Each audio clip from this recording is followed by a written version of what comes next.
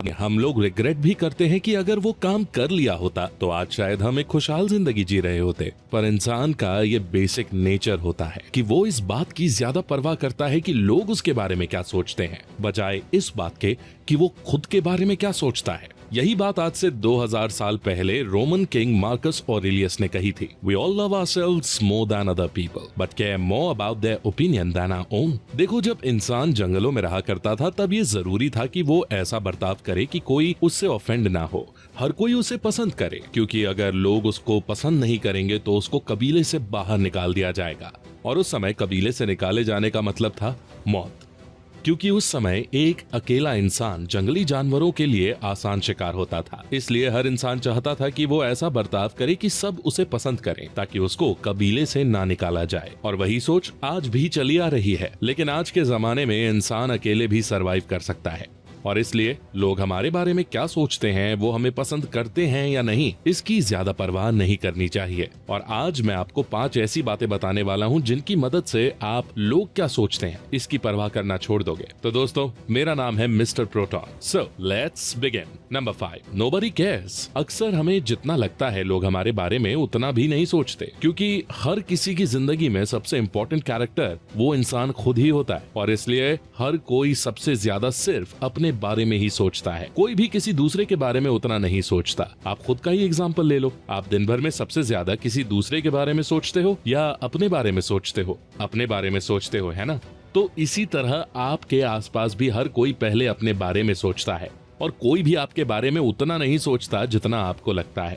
ये सिर्फ आपके मन का वहम होता है कि सब मुझे ही देख रहे हैं, सब मेरे बारे में ही सोच रहे हैं। हाँ, जो लोग आपके बहुत करीबी हैं, जैसे आपके माँ बाप, घर वाले और करीबी दोस्त, वो लोग आपके बारे में दूसरों के मुकाबले ज्यादा सोचते हैं, लेकिन जितना हमें लगता है उतना ज्यादा भी नहीं। जब हम कहीं बहुत से लोगों के बीच होते हैं तो हमें लगता है कि ये लोग हमारे बारे में क्या सोच रहे हैं, और बाकी लोग भी यही सेम चीज सोच रहे होते हैं। तो अगर देखा जाए तो हम सब एक ही थाली के चट्टे बट्टे हैं, और सब लोग एक ही तरह की प्रॉब्लम से जूझ रहे होते हैं। अगर आप ये बात समझ लेते हो तो फिर आप कभी भी लोगों के ओपिनियन और उनके जजमेंट की उतनी परवाह नहीं करोगे। नंबर 4, डोंट जज अदर्स। एक कड़वी सच्चाई ये भी है कि हम लोग खुद दूसरों को जज करते हैं, अपने अकॉर्डिंग उन्हें अच्छा या बुरा बताते हैं। लेकिन जब दूसरे हमें जज करते हैं तो हमें बुरा लगता है। हमें लगता है कि सामने वाला गलत कर रहा है। देखो, हिंदी में वो कहावत तो आपने सुनी ही होगी कि जैसी करनी वैसी भरनी। अगर आप खुद अपनी जिंदगी में कटहल के बीज बो रहे हो तो आपको आम तो खाने को नहीं मिलेंगे। उसी तरह अगर आप दूसरों को जज करोगे और दूसरों से एक्सपेक्ट करोगे कि वो आपको जज ना करें, तो ऐसा तो नहीं होने वाला मेरे दोस्त। इसलिए दूसरों को बिना वजह जज करना बंद करो, और आप दूसरों की जजमेंट से डरना भी छोड़ दोगे। Number 3, never change your opinion because of others. दूसरे लोग ऑफेंड ना हो जाएं, इस वजह से कुछ लोग दूसरों की हर बात से अग्री करने लगते हैं, और ऐसे ही लोगों को ही नाइस गाइज कहते हैं। और ऐसा एक नाइस गाय हर फ्रेंड ग्रुप में होता ही है। मेरे फ्रेंड ग्रुप में भी था। वो सोचता था कि अगर वो लोगों की बात से अग्री करेगा तो लोग उसको पसंद करेंगे, और इसीलिए लोग उसका फायदा तो उठाते ही थे और उसकी रिस्पेक्ट भी नहीं करते थे। जैसे जब भी कोई उससे कहता भाई जरा कुछ खाने को ले आ, वो चला जाता। जब भी कोई कहता भाई मेरा ये असाइनमेंट कर दो, वो कहता कर दूंगा, जबकि उसे खुद बाकी काम होते थे। लेकिन सिर्फ दूसरों को इम्प्रेस करने के चक्कर में वो अपना नुकसान कर लेता था। यहाँ तक कि अगर कोई कहता कि मुझे सचिन तेंदुलकर पसंद है तो वो कहता हाँ भाई मुझे भी, जबकि भले ही उसको राहुल द्रविड़ ज्यादा पसंद हो। तो उसके इस बिहेवियर से लोग समझ ही जाते थे कि हाँ, इस बंदे की अपनी कोई इंडिविजुअल थिंकिंग नहीं है, और ये बस मुझे इम्प्रेस करने के चक्कर में है। जिस वजह से फिर लोग उसका और फायदा उठाते थे, और वो नाइस दोस्त लोगों के हाथ की एक कठपुतली बन के रह जाता था। अगर यहीं पर ये बंदा अपनी कोई यूनिक स्किल सीख ले और उसी स्किल पे पैसे कमाने लग जाए और अपने चारों तरफ खुद का स्ट्रॉन्ग ऑरा बना ले, तो सभी इसकी रिस्पेक्ट करने लगेंगे, और शायद बाकी लोग जो इसे खुद से कम समझते थे अब इसे खुद से सुपीरियर समझने लगे। लेकिन सवाल ये है कि वो कौन सी स्किल है? तो भाई, आज की इस रील्स और वीडियोस वाले युग में वीडियो एडिटिंग एक ऐसी स्किल है जो सबसे ज्यादा डिमांडिंग है। यहाँ तक कि हम खुद हर महीने न्यू एडिटर्स ढूंढते रहते हैं। वेबकैम के साथ आप खुद को जब स्टीव जॉब्स ने 2007 में पहला आईफोन लॉन्च किया था तो वो कुछ ऐसा दिखता था, और आज वो ऐसा दिखता है। कहने का मतलब ये है कि कोई भी चीज, कोई भी इंसान परफेक्ट नहीं होता।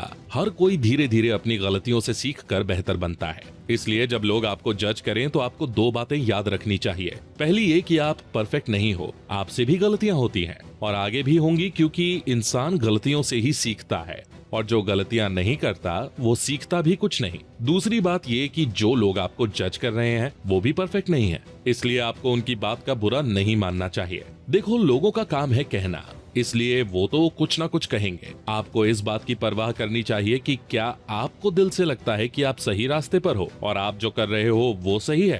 अगर आपको लगता है, आपको विश्वास है, तो लोगों की बातों को एक कान से सुनो, दूसरे कान से निकाल दो, क्योंकि आखिर में ये आपकी जिंदगी है। आप नहीं चाहोगे कि आप अपनी पूरी जिंदगी दूसरों के कहे मुताबिक बिता दो और आखिर में रिग्रेट करो। Number 1, cut off negative people.